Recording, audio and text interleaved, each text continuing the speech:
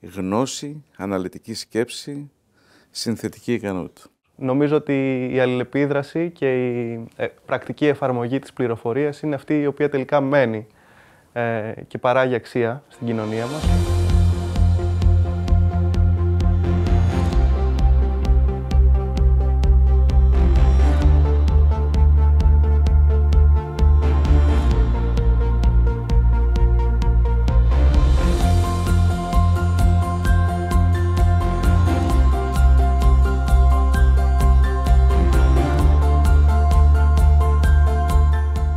Το δικό μου επιστημονικό πεδίο αφορά ουσιαστικά τις διεθνείς σχέσεις και κυρίως την ανάλυση των διεθνών θεσμών. Συμπληρωματικά έχω ασχοληθεί με τη θεωρία των διαπραγματεύσεων. Στάθηκα ουσιαστικά σε κενά που υπήρχαν μέσα στα επιστημονικά πεδία, μέσα στη θεωρία των διαπραγματεύσεων, όπως είναι οι προεδρίες των διεθνών οργανισμών, για να δω ουσιαστικά το ρόλο ειδικών προσωπικότητων που άλλοτε φωτίζουν και άλλοτε δημιουργούν σκότος γενικά σε αυτό που ονομάζουμε διαπραγματεύσεις. Ουσιαστικά μελετάμε τη διεθνοπολιτική σκακέρα.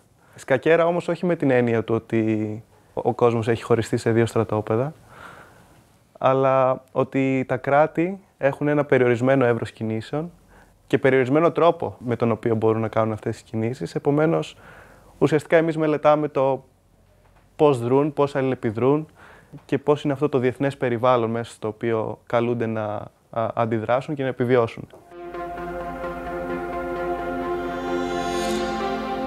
Η μεγαλύτερη δυσκολία ήταν η οικονομική κυρίως, διότι έγινα αποδεκτός στο Johns Hopkins το Δεκέμβριο του 2022. Ωστόσο, δεν υπήρξε καν σαν σκέψη η προοπτική του να παρευρεθώ στην Ουάσιγκτον, καθότι τα κόστη διαβίωσης και διδάκτρων ήταν εξαιρετικά υψηλά. Ακόμη και αργότερα, το Μάρτιο του 2023, όταν έμαθα ότι έλαβα το Public Service Fellowship, που είναι για φοιτητές που είναι αφοσιωμένοι να εργαστούν για το δημόσιο συμφέρον και συνεπάγεται και πλήρη απαλλαγή διδάκτρων, ακόμη και τότε δεν γνώριζα άμα θα πάω. Όμως με το Ίδρυμα Ωνάση κατάφερα και ταξίδεψα στην Ουάσιγκτον και παρακολουθώ αυτό το πρόγραμμα και έχοντας περάσει και 6 μήνες πλέον στην Ουάσιγκτον, νομίζω ότι νιώθω μεγάλη αυτοπεποίθηση και χαρά γιατί μπορώ να εστιάσω πραγματικά στις σπουδές μου και να παράγω έργο που έχει και θετικό αντίκτυπο κιόλας. Κι εγώ αντιμετώπισα ίδια προβλήματα, γιατί κυρίως το πρόβλημα της μετακίνησής μου στη Βρετανία και ουσιαστικά των διδακτορικών σπουδών ήταν ζήτημα αφενός ζωτικό για μένα, αλλά ουσιαστικά έθετε εν κινδύνο την οικονομική μου κατάσταση που δεν ήταν η καλύτερη, μιας και προέρχομαι από οικογένεια που ανήκει, όπως το λέγαμε, στην εργατική τάξη. Αν δεν είχα την υποτροφία από το Ίδρυμα Ωνάση, δεν θα μπορούσα να μετακινηθώ στη Μεγάλη Βρετανία και νομίζω ότι δεν θα είχα την καριέρα την οποία επιδίωκα να έχω και έχω αποκτήσει. Σε αυτή την πόλη των 7.500 ανθρώπων θα έκανε ένα προσβάσιμο αρχικά σχολείο βιωματικής εκπαίδευσης, όπου αυτοί οι άνθρωποι, οι 7.500 άνθρωποι, θα μπορούσαν να εκπαιδεύουν τους συναδέλφους τους ή τους συμπολίτες τους, αλλά και να προσελκύουν και κόσμο από άλλες περιοχές, καθώς νομίζω ότι η αλληλεπίδραση και η πρακτική εφαρμογή της πληροφορίας είναι αυτή η οποία τελικά μένει και παράγει αξία στην κοινωνία μας. Γενικά, ένας από τους φόβους μου στη ζωή είναι να ζήσω μια ζωή στην οποία θα μπορούσα να πετύχω κάτι και δεν πέτυχα.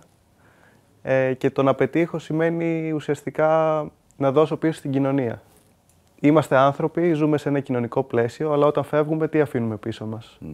Και εμένα είναι από τους μεγαλύτερους μου στόχους να αφήσω κάτι πίσω μου, προς όφελος της κοινωνίας και να μην είμαι ένας απλός καταναλωτής πληροφοριών, υπηρεσιών, αγαθών στο σημερινό κόσμο.